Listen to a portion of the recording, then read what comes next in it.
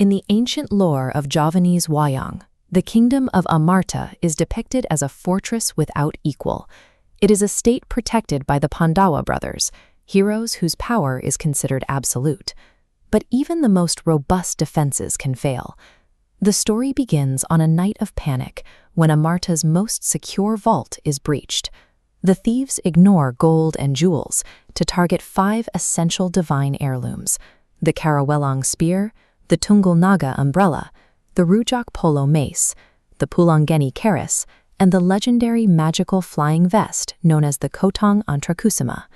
While the heroes scramble to secure the vault, a second disaster strikes. Queen Devi Sumbadra is abducted from the palace grounds on the exact same night.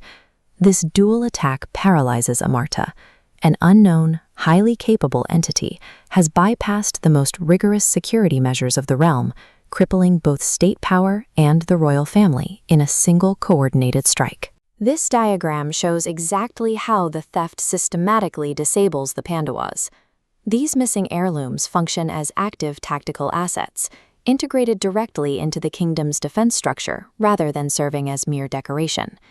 Take the great archer Arjuna. Looking at the distinctive jagged blade of a traditional keris, we see a lethal physical weapon. But in the Wayang universe, a hero's health is tied to their signature heirloom. Without his keris Pulangeni, Arjuna is immediately struck down by a debilitating physical illness. Meanwhile, the mighty Gatotkaca loses his primary tactical advantage. Stripped of his Kotong Antrakusuma vest, the great aerial warrior is completely grounded. Exploiting this sudden weakness, an opportunistic neighboring ruler named King Tunggawijaya steps out of the shadows. He is the one holding Queen Sumbadra captive, intending to force her into marriage. When a society's foundational pillars are removed, its strength evaporates. The theft triggers a chain reaction that reduces Amarta's legendary heroes to highly vulnerable victims. The Pandawas' response is desperate and disorganized.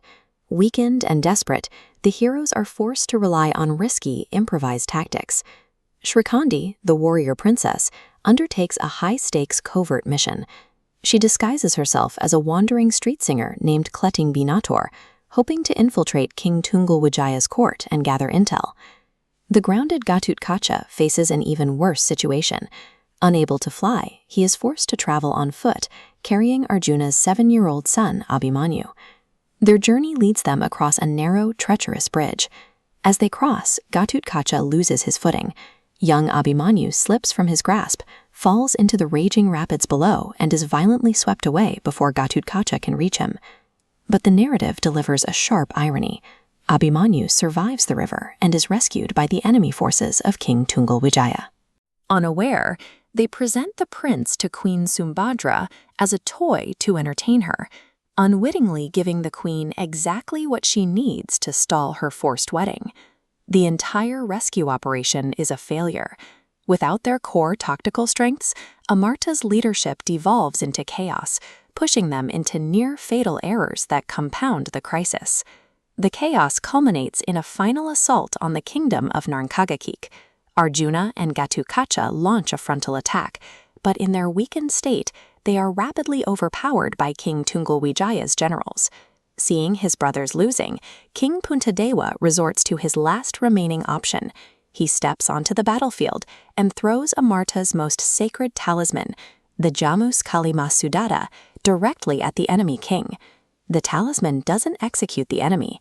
Striking King Tunggalwijaya, his body shatters, leaving behind the missing Tungal Naga umbrella. The aerial general morphs into Gatotkaca's vest, and the ground commander becomes the Rujak polo mace. Every invincible enemy perfectly matched a stolen weapon. The Pandawas stare at the battlefield in shock. There was no foreign state actor, and there was no mastermind thief. The insurmountable enemies destroying the kingdom were actually their own neglected tools turning against them. As the dust settles, Kayai Samar, the divine clown and the voice of cosmic wisdom, steps in to explain this bizarre phenomenon. Samar delivers a blunt diagnosis. There was no heist. The heirlooms ran away of their own accord because the Pandawas failed in their duty to regularly clean and purify them. Deprived of maintenance, the weapons deliberately manifested as a destructive force. They kidnapped the queen and battered the heroes to remind their masters of their neglected responsibilities. In this mythological framework, ignoring the maintenance of your own power actively generates the very forces that threaten to dismantle your society. But King Puntadewa hesitates. He expresses a deep theological fear. He stopped the physical rituals of cleaning the sacred objects because he worried the practice crossed the line into worship of physical items. Semar answers this by introducing the core concept of niyat, the deep internal intention driving an action. Semar argues that preserving heritage requires physical maintenance. Cleaning a historical heirloom is an act of cultural respect and necessary upkeep. If the intention, the niyat, is preservation rather than worship, it remains a purely cultural act. He elaborates that maintaining the tools that protect the kingdom is an expression of gratitude to the Creator for those blessings. By shifting the focus to intention, Semar separates the physical act of cultural preservation from religious violation. Wayang stories like Abimanyu Kerem act as sophisticated cultural technologies. For generations, they have provided a narrative space to navigate complex debates, balancing strict religious orthodoxy with the vital preservation of their heritage.